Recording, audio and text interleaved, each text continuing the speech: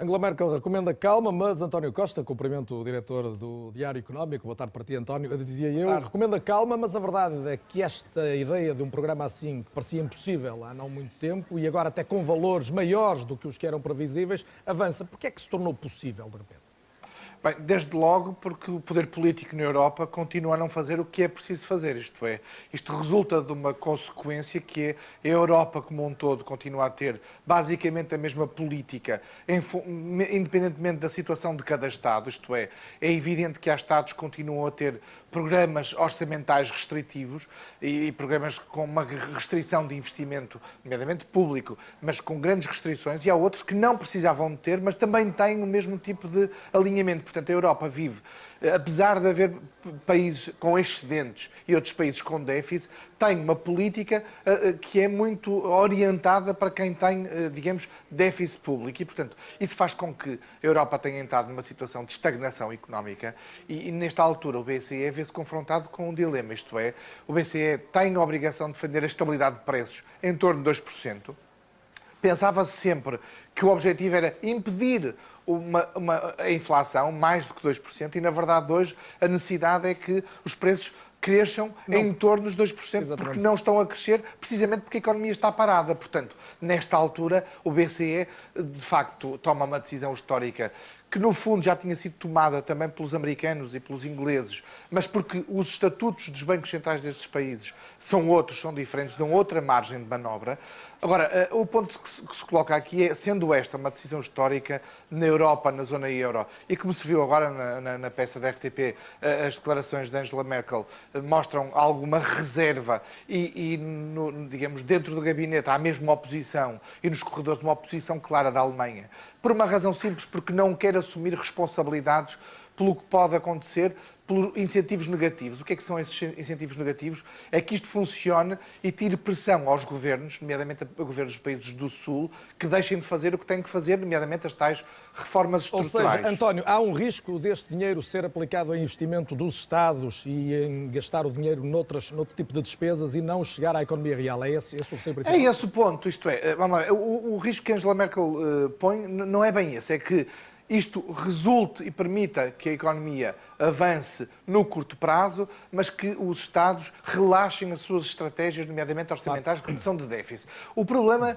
eu diria, vai mais fundo. É que esta operação, pela dimensão que tem, é uma operação importante, mas ao contrário dos Estados Unidos e de Inglaterra, onde há muitos mecanismos de transmissão deste dinheiro do Banco Central, desta impressão de dinheiro, de pôr a máquina a funcionar, como se dizia na década de 70 e 80 aqui em Portugal, quando tivemos as intervenções externas, tem que chegar à economia, diria, por duas vias. Porque o orçamento de Estado é menos, digamos, restritivo, porque as taxas de juros dos Estados vão baixar, nomeadamente Estados como o português. Eu quero recordar que, por exemplo, há já Estados na zona euro que têm taxas praticamente zero ou até mesmo negativas, isto é, quem investe dinheiro, por exemplo, na Alemanha a curto prazo, recebe menos do que o que investiu, porque está a pagar a segurança. Em Portugal, uma obrigação a 10 anos, dívida pública portuguesa, ainda cobra cerca de 2,7%, quase 3%. Há aqui margem para descer. Mas deixa-me terminar, Carlos, para terminar. Para chegar à economia, isto vai chegar aos bancos, mas os bancos têm que fazer chegar isto à economia. E, na verdade, para países como Portugal, e no caso para Portugal, o problema não é de liquidez, isto é, os bancos hoje têm dinheiro para emprestar. Não emprestam porque passaram basicamente do 8 para o 80. Tinham uma avaliação de risco basicamente nula, emprestaram a quem não deviam. As empresas estão hoje muito desequilibradas financeiramente. E agora não emprestam sem ter quase uma segurança absoluta. Uma segurança absoluta e, portanto, obviamente que se este dinheiro chegar aos bancos e não chegar à...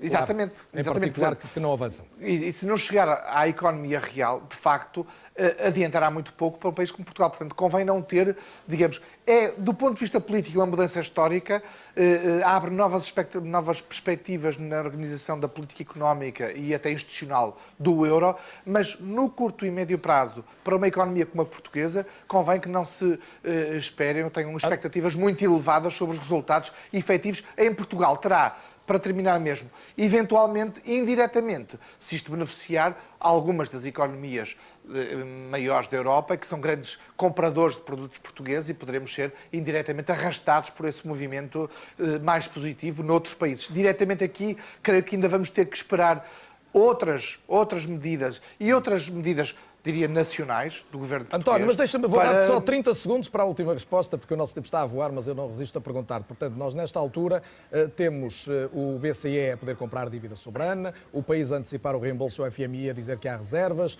os juros da dívida a poderem baixar, também na sequência desta intervenção, o petróleo mais barato, o euro a desvalorizar. Acabou a crise? Não acabou a crise. Não acabou a crise. Porque, por exemplo, citaste o ponto de petróleo, ao contrário de outros momentos históricos, a baixa do petróleo tem efeitos muito positivos, obviamente, no consumo, na nossa economia, mas tem um efeito muito negativo. Por exemplo, países como Angola ou Brasil, que já são grandes compradores de produtos portugueses, vão sofrer muito com esta crise e as nossas exportações também vão pagar por aí. Portanto, há, do ponto de vista macro, um ambiente diferente em Portugal, há, do ponto de vista político, um ambiente diferente na Europa, com esta nova Comissão Europeia, com o BCE, digamos, a testar os seus próprios limites, mas o caminho de dificuldade, continuamos em déficit e estamos no limite dos 2,7. Ainda esta semana soubemos que provavelmente o Governo conseguirá cumprir, segundo o Conselho das Finanças Públicas, o objetivo de déficit de 2,7. Mas continua a ser déficit, a devolução de salários vai ser iniciada este ano, ainda com 20% dos cortes, mas falta, por exemplo, um ponto que é absolutamente crítico para que isto, de facto, mude, que é o investimento que continua a níveis muito baixos. António Costa, agradeço obviamente a tua presença em direto no Jornal da Tarde. Muito obrigado. Até breve.